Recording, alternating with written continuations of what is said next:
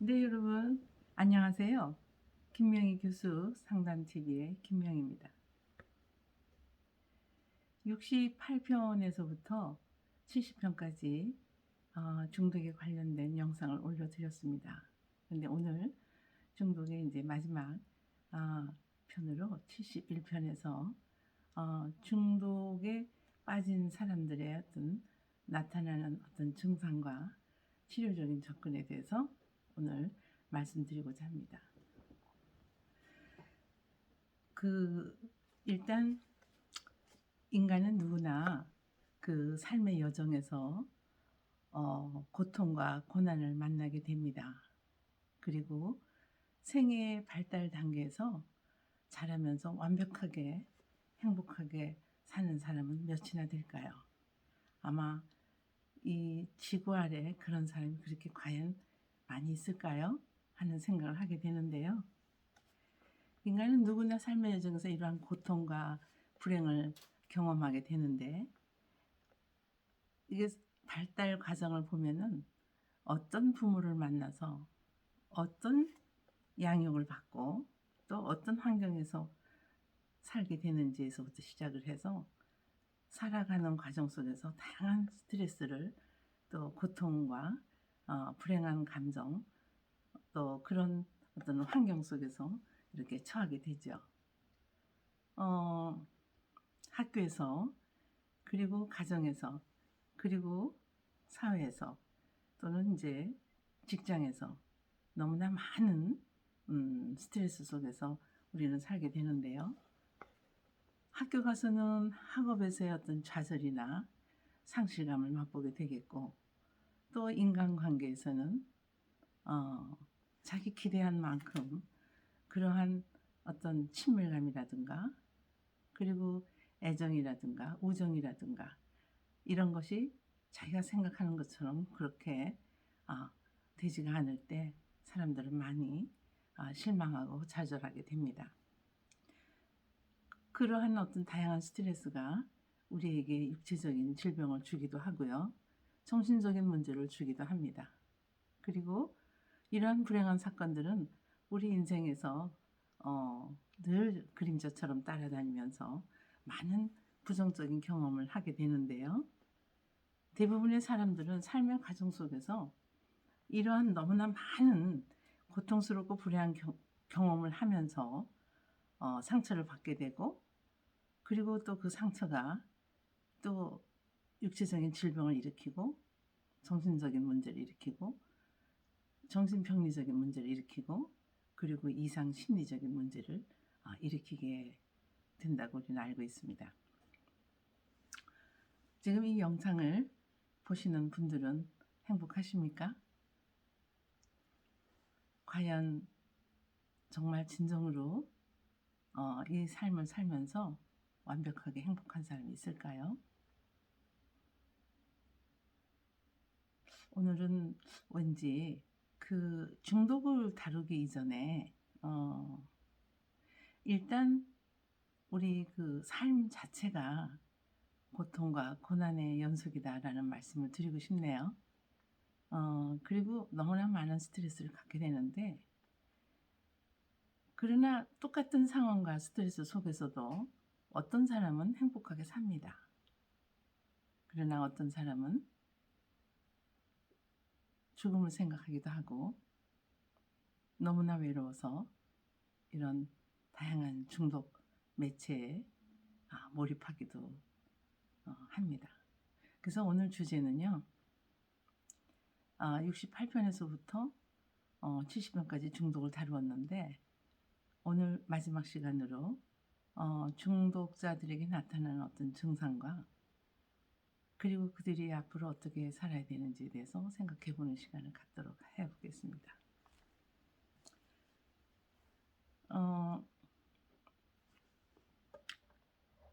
왠지 삶에 대해서 얘기를 하다 보니까 좀 우울해지는 그런 기분입니다.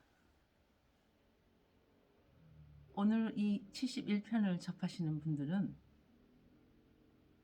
68편부터 68, 69, 70 이렇게 보시는 것이 중독에 대해서 좀 더 이해할 수 있는 그런 시간이 되리라고 믿습니다. 오늘은 이제 마지막 시간이라서 중독자들에게 흔히 나타나는 증상이 어떤 것인가, 그리고 우리가 또 그분들을 위해서 어떻게 도움을 줄 수 있는지, 또 어떻게 치료를 할 수 있는지 간단히 핵심만 말씀드리도록 하겠습니다. 일단 이 중독자들이 갖는 그 심정은요, 상당히 억압된 감정들을 갖고 있습니다. 이 억압된 감정은 살아가면서 이렇게 표면화되어서 표출이 되고 표현이 되어야 하는데, 이것이 엉뚱하게 사회적인 문제로 이렇게 표출이 되는 경우도 있고, 또 가족 그 누군가에게 투사가 돼서 표출이 되는 경우, 그것이 문제인 것이죠.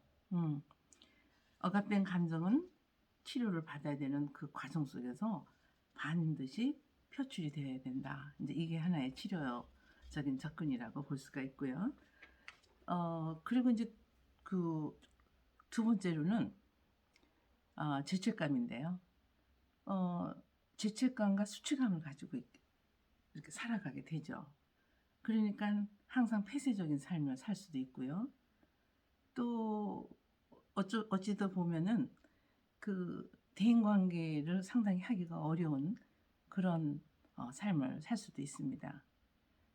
내가 뭔가 잘못되어서 이러한 중독 매체에 빠져 있다, 이렇게 생각하게 되고, 나는 쓸모없는 인간이다, 앞으로 어떻게 살까, 삶의 어떤 목표가 없어지기도 하고, 상당히 낮은 자존감을 가지고 사람들을 피하고 어두운 곳에, 폐쇄적인 곳에 이렇게 지내게 되는 그런 경우가 종종 있습니다. 그 다음에 이제 세 번째로는 분노의 감정인데요.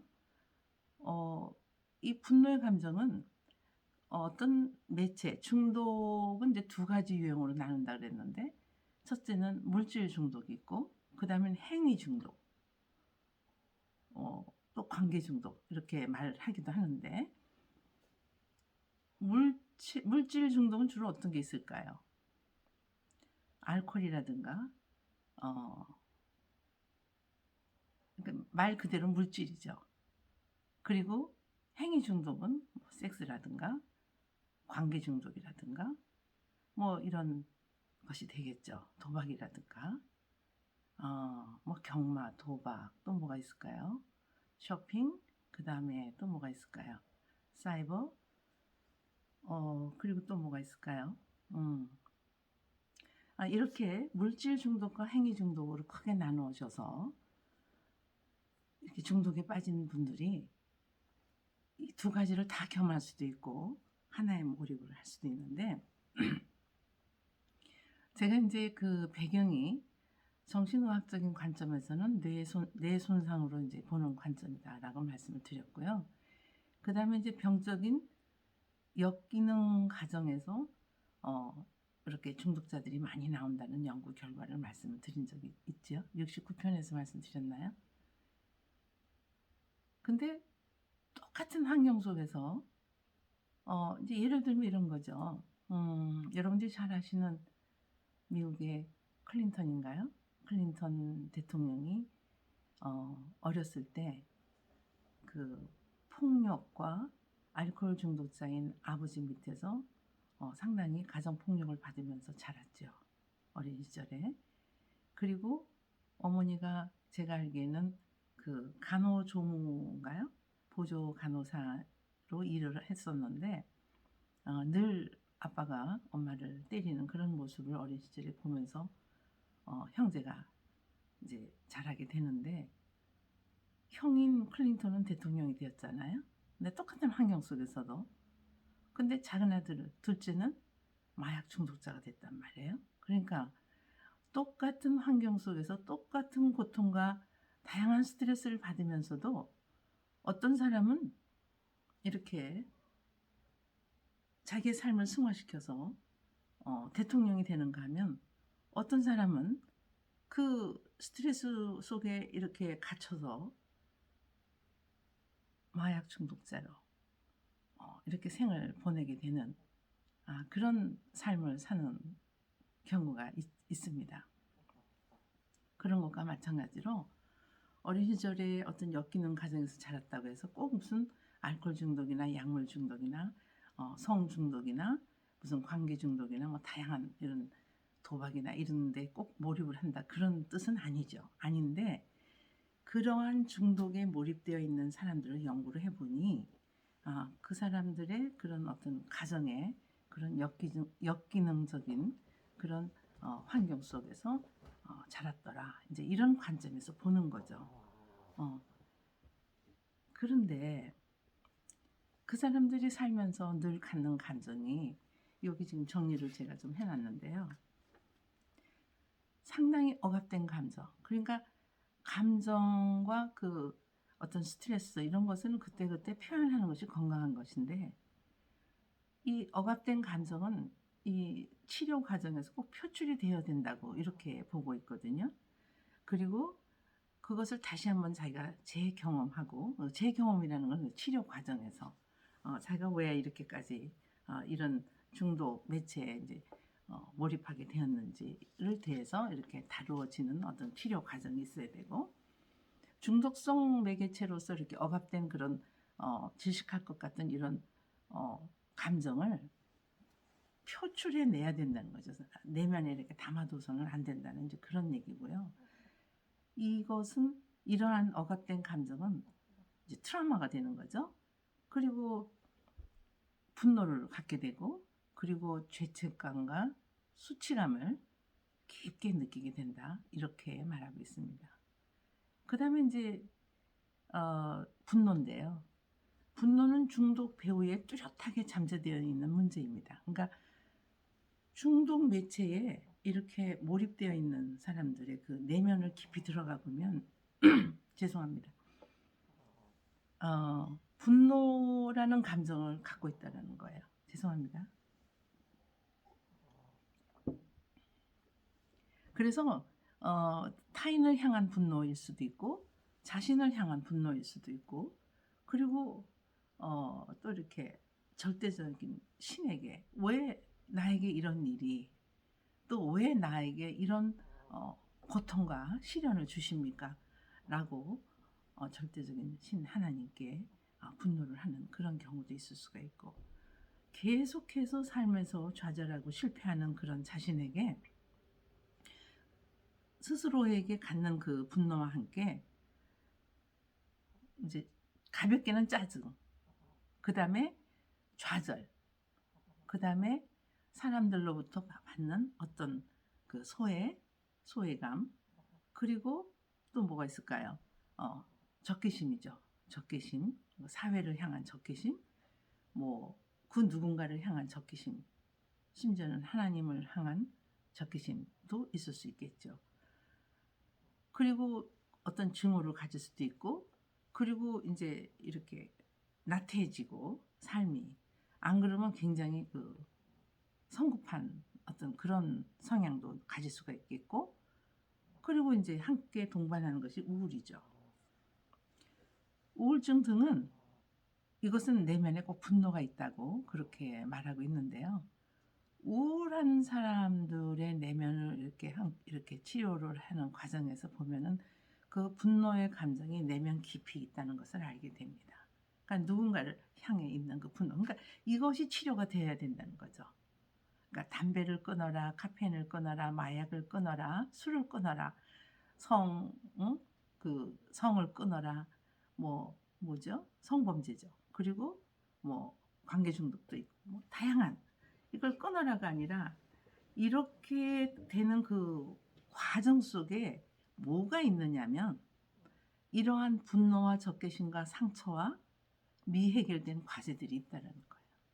그러니까 이러한 것들이 치료가 돼야 되는 거죠. 그렇다고 해서 아까도 말씀드렸지만 엮이는 가정의 자녀들이 다 중독에 걸리는 건 아니잖아요. 더 훌륭하게 엮이는 가정에서 자랐지만 최고의 자리까지 올라가는 사람도 있죠. 많이 있습니다. 연예계, 정치계, 그 다음에 학계, 뭐 CEO들도 그럴 수 있고요.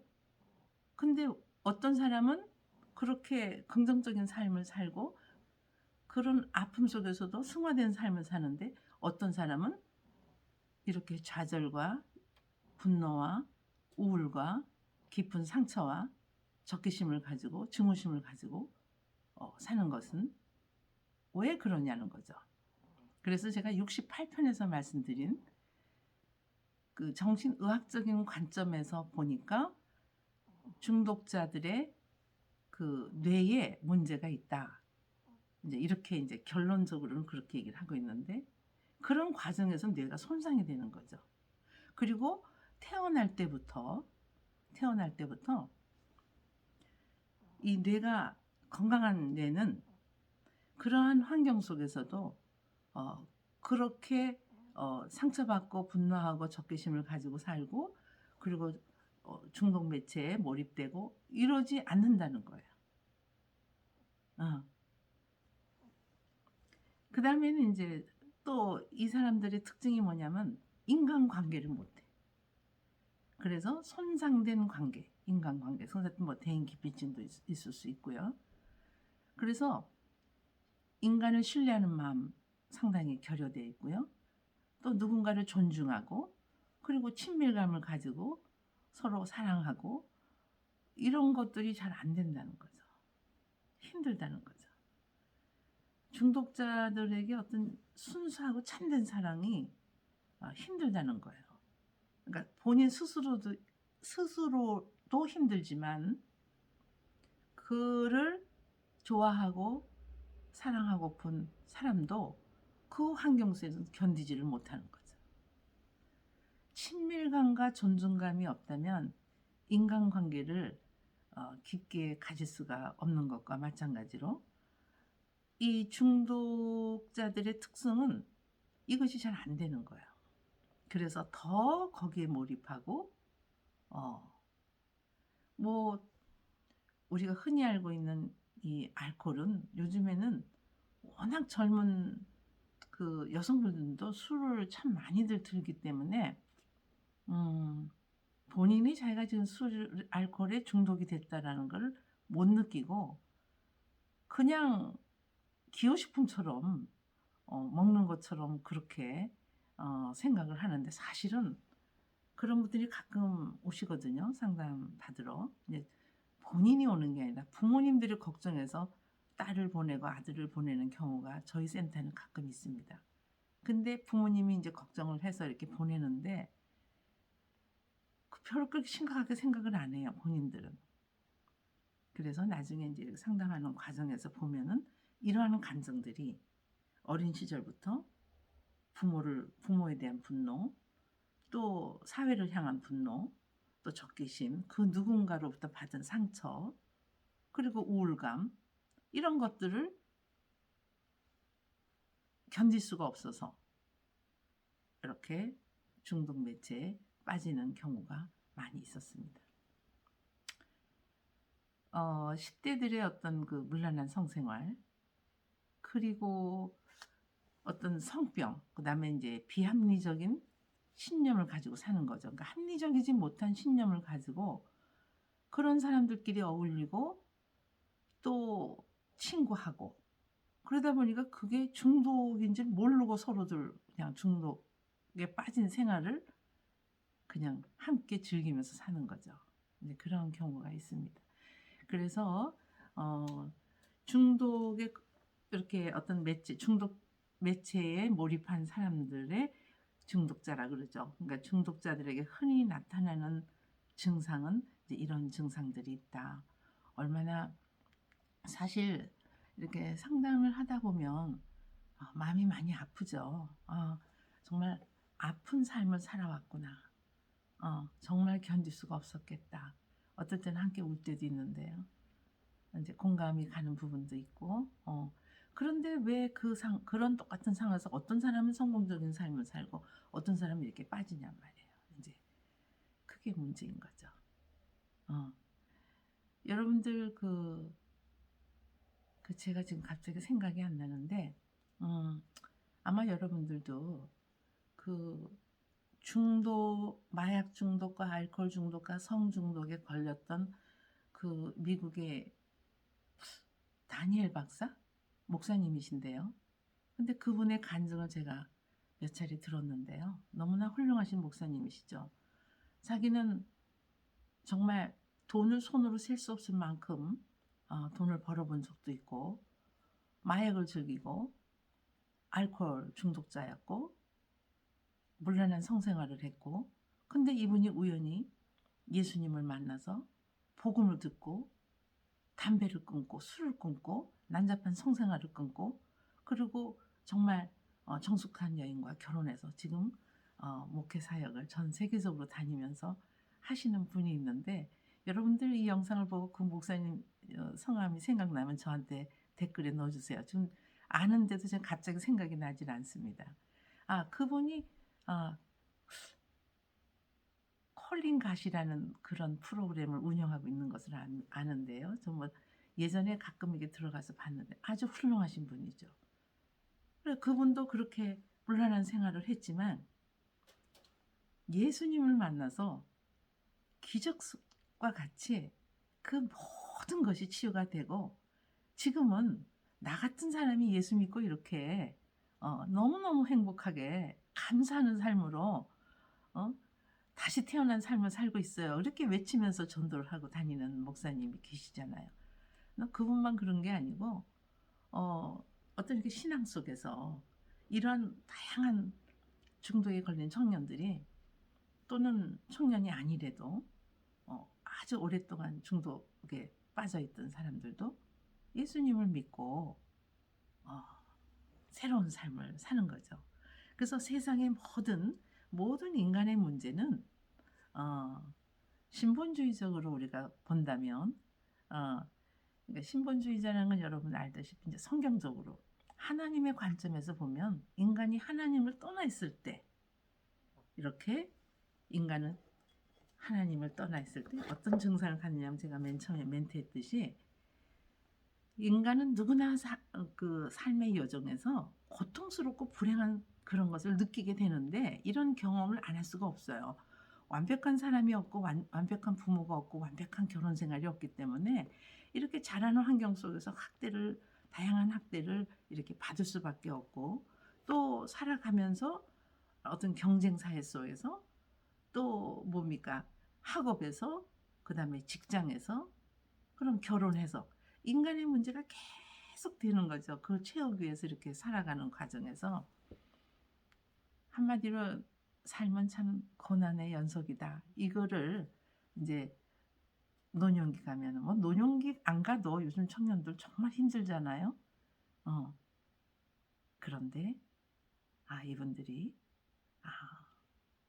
세상을 향해서 돈과 명예와 사랑과 모든 걸 다 가져도 결국에는 빈손으로 가는 인생인데, 이렇게 많이들 생각하고 그렇게 또 느끼고 그것을 우리가 알지 않습니까? 근데 다 이렇게 놓고 갈 거를 향해서 그렇게 애착을 가지고 그것을 위해서 목숨 걸고 일을 하고, 또 그걸 향해서 명예를 갖기 위해서, 권력을 갖기 위해서, 돈을 갖기 위해서, 요즘에 제가 글쎄 이런 말씀을 유튜브에서 해도 되는지 모르겠습니다만, 그 대통령 후보들께서 서로 너는 이것이 나쁘고 너는 이것이 나쁘고 너 이랬잖아 저랬잖아 하면서 네거티브로 하는 거 보면 참 안타깝습니다. 국민들이 지도자를 걱정해야 돼. 지도자 될 사람들을 염려하고 걱정하고 해야 하는 그런 시국이에요. 그래서 가슴이 참 답답할 때가 있는데요. 이렇게 부정적인 사건을 경험하는 그런 인생 속에서 어떤 사람은 이렇게 어두운 생활을 하는가 하면, 어떤 사람은 예수님을 만나서, 하나님을 만나서 이렇게 새로운 삶을 사는 사람들이 많이 있지 않습니까? 어떠세요? 여러분들도 한번 예수님을 좀 만나고 싶은 생각은 없으세요?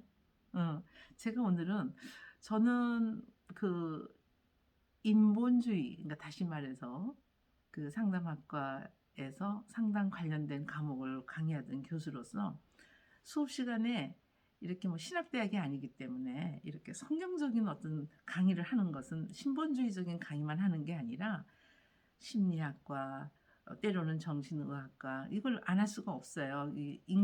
그 인본주의적인 인간 이해를 위해서는 세계의 정신 편남 기구 그 정신 그 진단 기준 편남표를 가지고 뭐 이상 심리도 강의를 해야 되고 정신병리적인 문제도 다뤄야 되고 상담을 하다 보면 그런 사람들을 상담을 해야 되기 때문에 그러니까 이렇게 뭐 신본주의적인 학문 하나님의 말씀만 갖고 수업을 하는 게 아니기 때문에 그러나 인간이 만든 이런 어떤 그 지식 속에는 인간을 치유하고 회복하는 완벽한 그런 학문은 세상에 없어요. 제가 30년 가까이 강의를 해보고 연구를 해봐도 없어요. 오직 인간이 예수님을 만났을 때 이것이 치유될 수밖에 없는 게 하나님이 인간을 하나님의 형상에 따라 지었기 때문에 이 인간을 치유할 수 있는 분은 오직 예수님 한 분이다. 이제 이렇게 얘기를 하고 싶어요. 사실 제 영상이 그렇게 신본주의적인 접근은 아니에요. 제가 상담학과 교수를 오래 재직을 해서 상당히 좀 심리학적인, 상담학적인, 그리고 이제 정신의학적인, 그 다음에 이제 사회학적인, 또 가족 체계적인 이것이 이제 통합적으로 인간을 이해하는 그런 말씀을 이제 드리게 되는데 그래도 역시 인간의 문제는 오직 하나님만이 해결하신다. 이 말씀 꼭 드리고 싶네요. 그래서 중독에 빠져서 너무나 그 어두운 삶을 살지 마시고 그 벽을 깨고 한번 주님을 만나러 가시는 것이 어떨까. 한번 이 방송을 듣는 분 중에는 그냥 그 자리에 앉아서 기도 한번 해보세요. 주님 저 너무 힘들어요. 저를 이 고통 가운데 있게 하지 마시고 저를 좀 살려주세요. 한번 그렇게 해보세요. 주님을 만날 수 있을 거예요. 그리고 주님을 만나서 그 신앙생활을 하다 보면 중독쯤은 충분히 치유가 됩니다. 이렇게 말씀을 드릴 수가 있겠네요. 실제적으로 제 주변에서 그런 분들을 너무나 많이 만났기 때문에 상담을 하는 과정에서는 이제 이런 것들은 도와드릴 수가 있어요. 왜 이 사람이 삶의 생애 과정 속에서 이런 고통과 이런 아픔과 이런 불행한 경험을 그런 정서를 맛보면서 살아야 되는지 그 원인을 찾아서 이렇게 상담을 해드리지만 결국은 이분이 누굴 만나야 되냐면 예수님을 만나야 된다는 거죠. 제가 수업 시간에는 이렇게 강의를 하지 않습니다. 왜냐하면 이상심리면 이상심리 얘기를 해야 되죠. 가족 치료면 가족 치료를 얘기를 해야 되고, 뭐 부모 상담이면 부모 상담 얘기를 해야 되고, 뭐 그렇지 않습니까? 그런데 정신병리를 할 땐 정신병리를 얘기해야 돼요. 그러니까 다양한 과목들을 수년간 강의를 해봤지만 그 인본주의, 즉 지식 속에는 인간을 완벽하게 회복시키고 치유하는 답은 없습니다. 그래서 오늘 그 중독자들에게 나타나는 증상과 치료라는 그런 주제를 가지고 인간은 누구나 삶의 여정에서 고통과 고난을 느끼면서 성장을 하는데 어떤 사람은 긍정적인 삶을 본인 스스로가 승화된 삶으로 살고 어떤 사람은 거기에 이렇게 빠져 있는데 그것이 꼭 환경 문제이고 그 누구의 문제라기보다 이제는 성인이 됐을 때는 본인 스스로가 거기서 깨어나셨으면 합니다. 예수 믿고 중독도 치료하고 또 뭐라 그래야 되나요? 행복한 삶을 살고 또 구원받으시고 오늘은 또 이렇게 얘기를 하고 싶네요. 지금까지 이렇게 얘기는 안 했는데 치료가 안 돼요. 물론 그 전문 병원에 가서 치료는 할 수 있지만 또 재발이 되거든요. 그래서 완벽하게 치료를 나는 하고 싶다. 예수 믿으세요. 예수 믿고 구원받고 중독 치료하고. 그래서 오늘은 간단하게 말씀을 드리려고 했는데 얘기가 조금 좀 길어진 것 같아요. 다음 시간에는 조금 다른 주제를 가지고 여러분들 찾아뵙도록 하겠습니다. 오늘도 힘찬 하루 되시라고 말씀드리려는데 지금이 새벽이에요. 아직 밤이에요. 그래서 예, 좋은 밤 되시라고 해야 될 것 같아요. 그리고 끝까지 경청해 주셔서 감사합니다. 네, 다음 시간에 또 뵙겠습니다. 김명희였습니다.